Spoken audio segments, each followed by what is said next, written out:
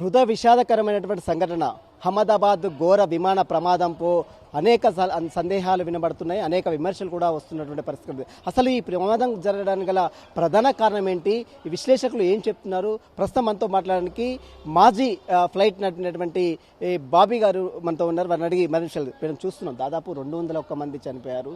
అత్యంత ఘోరమైనటువంటి పరిస్థితి మనం చూసాం. అసలు ఈ ప్రమాదం జరగడానికి గల ప్రధాన కారణం ఏంటి, రీజన్స్ ఏమి ఉండొచ్చు అని మీరు ఒక పైలట్గా భావిస్తున్నారు? సార్, ఫస్ట్ ఆఫ్ ఆల్ ఈ ప్రమాదం గురించి నేను చెప్పదలిచింది ఏంటంటే, this is a bad day, it's a black day in not only in the Indian aviation హిస్టరీలోనే కాదు, ఇది ఇంటర్నేషనల్ ఏవియేషన్ హిస్టరీలో it is a black day. ఎందుకంటే 787 Boeing Dreamliner aircraft is a latest technology, advanced performance based safety aircraft. కాబట్టి అది technical issue వలన అది కింద పడిపోయింది, క్రాష్ అయింది అని అంటే ఇంకా ఎవరం డైజెస్ట్ చేయలేకపోతున్నాం. సెకండ్ థింగ్ ఏంటంటే, ఇప్పుడు దాంట్లో టెక్నికల్ ఇష్యూ ఉందా, టెక్నికల్ ఇష్యూలో ఏం టెక్నికల్ ఇష్యూ ఉంది అంటే, ఇంజిన్స్ ఫెయిలియర్ ఉందా, లాస్ ఆఫ్ పవర్ ఉందా, లేకుంటే ఇంకేమైనా మాల్ ఫంక్షన్ ఉందా, అంటే ఫ్యూల్ రిలేటెడ్ ఏమైనా ఉందా, వీ డోంట్ నో ఎనీథింగ్ అనమాట. అయితే మన ఎయిర్క్రాఫ్ట్లో సార్, ఇప్పుడు ఇదే ఎయిర్క్రాఫ్ట్ 1 డే బిఫోర్ ప్యారిస్ నుంచి ఢిల్లీకి వచ్చింది, ఢిల్లీ నుంచి అహ్మదాబాద్కి వచ్చింది, అహ్మదాబాద్ నుంచి it was ready to take off అనమాట. సో మనకి 3 ఫేసెస్లో దీనికి డిసైడ్ చేస్తే, ఎయిర్క్రాఫ్ట్ ఎయిర్ వర్దినెస్ కరెంట్ ఉండే, ఎయిర్క్రాఫ్ట్ మెయింటెనెన్స్ సర్టిఫికేషన్ సర్టిఫైడ్ ఉండే, అదే కాకుండా పైలట్ సర్టిఫికేట్స్ కరెంట్ ఉంది, మెడికల్ సర్టిఫికేట్స్ కరెంట్ ఉంది, వాళ్ళ training as per the standard operating procedures of the airline and IKEA standards ప్రకారం ఉంది. కాబట్టి that is one thing. Second thing ఏంటంటే, ఈ 787 ఎయిర్క్రాఫ్ట్ అనేది latest technology with the safety records ఉంది. కాబట్టి 14 ఇయర్స్లో ఫస్ట్ టైం ఇండియాలోనే అహ్మదాబాద్లో ఇది క్రాష్ అయింది. సో దీంట్లో నా ప్రకారం నేనేమంటున్నా అంటే, ఒకటేమో ఇంజిన్ ఫెయిలియర్ అవ్వచ్చు, either one engine or both the engines. వన్ ఇంజిన్ ఫెయిల్ అయితే మనం ఎయిర్క్రాఫ్ట్ కి ఆ దిక్కు యాయింగ్ అయిన, లెఫ్ట్ సైడ్ పెడితే లెఫ్ట్ సైడ్ యా అవుతుంది, రైట్ సైడ్. కానీ మనం చూసిన పిక్చర్ ప్రకారం ఎయిర్క్రాఫ్ట్ ఈస్ వెరీ స్టేబుల్. అంటే ఛాన్సెస్ ఏంటంటే బోత్ ద ఇంజిన్స్ ఫెయిలియర్. కానీ బోత్ ద ఇంజిన్స్ ఫెయిల్ అవ్వడము మిలియన్స్లో ఒక కేసు అవుతుంది, మిలియన్స్లో ఒక కేసు. దానికి కారణం ఏముంటుంది అంటే, ఒకటి బర్డ్ హిట్ ఉంటుంది, అక్కడ చుట్టుప్రకారంగా మనకి బర్డ్స్ ఏం కనిపించలే. సెకండ్ ఏంటంటే, ఏమైనా ఫ్యూల్ మాల్ ఫంక్షన్స్ ఉన్నదా, అది లేదు. థర్డ్ ఏంటంటే loss of power, we don't know. అయితే ఎయిర్క్రాఫ్ట్లో ఫ్లైట్ డేటా రికార్డింగ్ అని ఒక రికార్డింగ్ సిస్టమ్ ఉంటుంది అనమాట.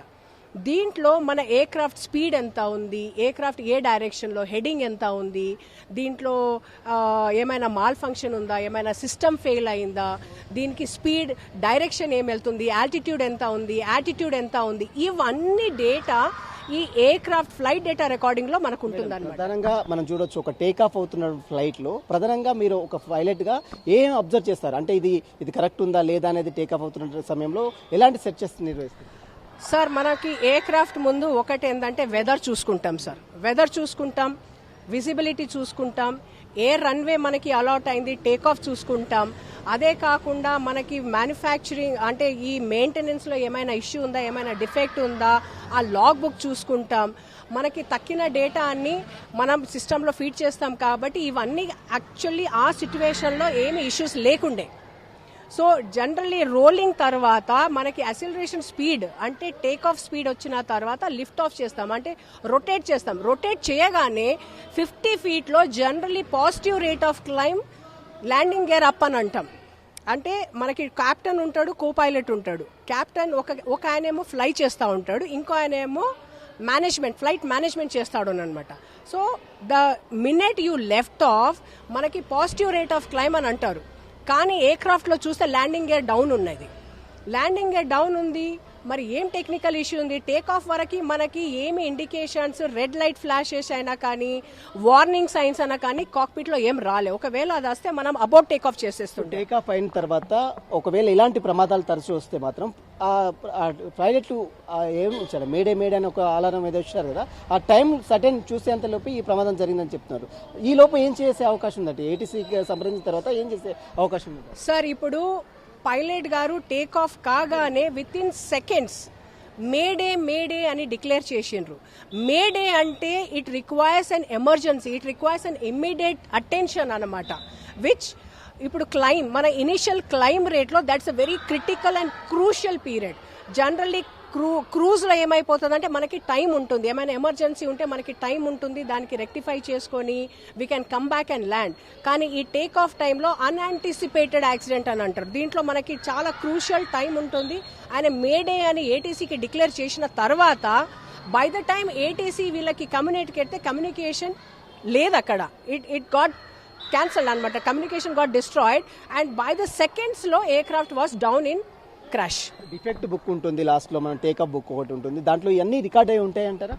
లేలే, డిఫెక్ట్ బుక్ లో ఏమీ రికార్డ్ ఉండదు. ఇది ఫ్లైట్ డేటా రికార్డింగ్, అంటే మనకి బ్లాక్ బాక్స్ ఉంటుంది కదా, ఫ్లైట్ డేటా రికార్డింగ్ లో ఉంటుంది. ఇంకొకటేమో కాక్పిట్ డేటాలో ఉంటుంది, వాయిస్ రికార్డింగ్, సివిఆర్ అంట అనమాట. ఈ సివిఆర్ అనేది ఇద్దరు పైలట్స్ ఏం మాట్లాడతారో 2 hours వ్యాలిడిటీ ఉంటుంది ఇది.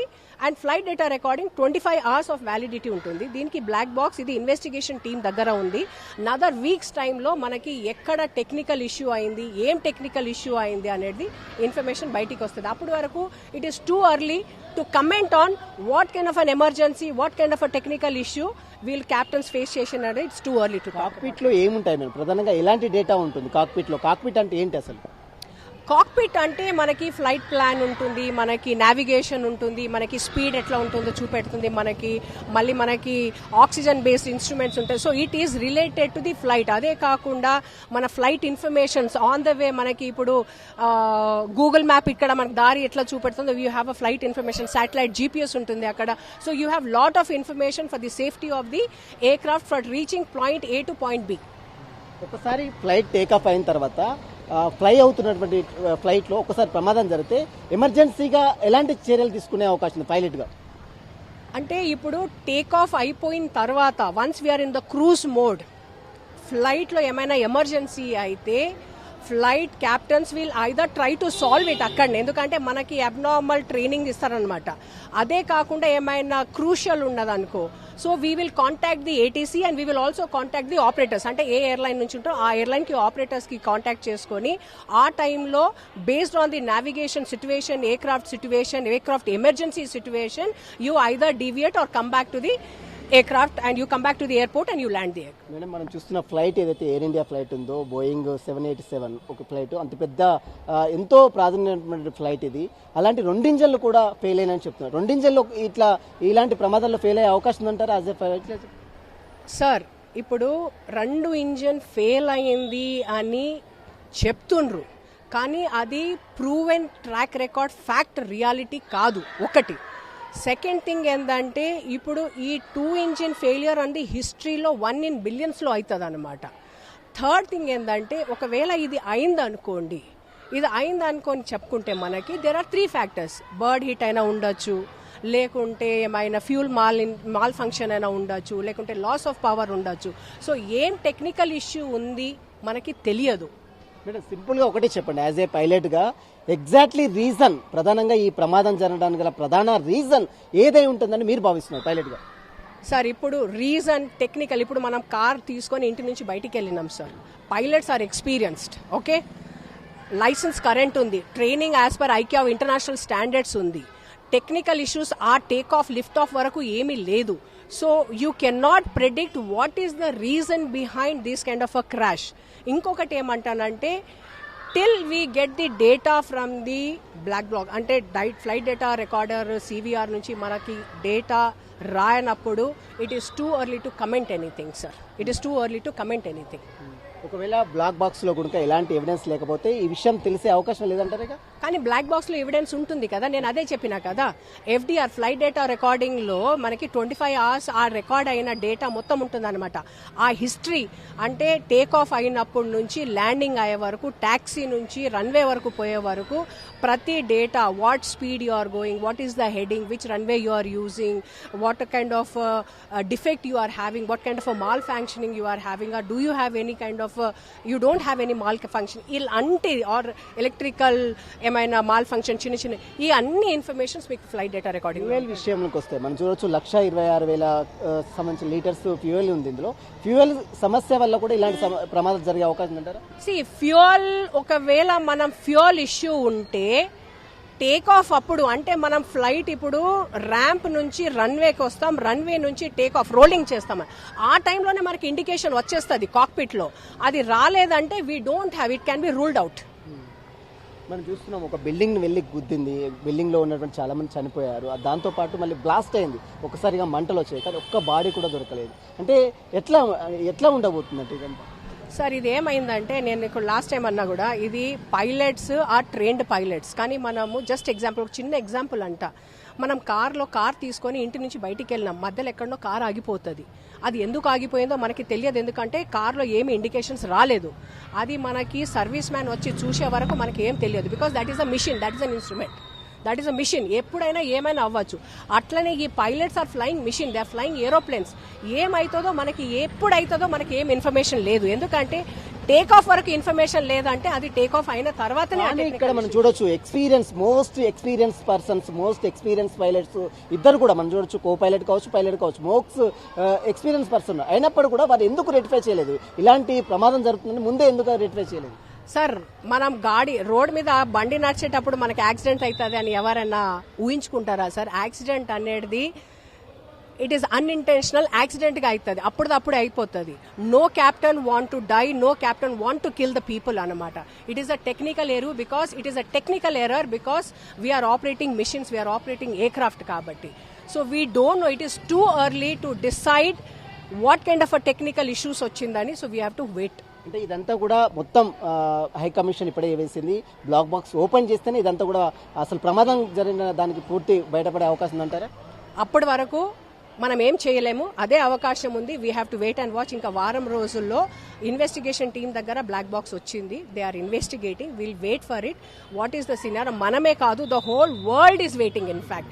ఎందుకంటే ఇంటర్నేషనల్ మార్కెట్ కూడా ఇవాళ aviation industry is shaken up. అంటే ఈ ఎయిర్క్రాఫ్ట్ పడిపోయిందా, వాట్ ఈస్ ద రీజన్, వాళ్ళకు కూడా తెలుస్తలేదు.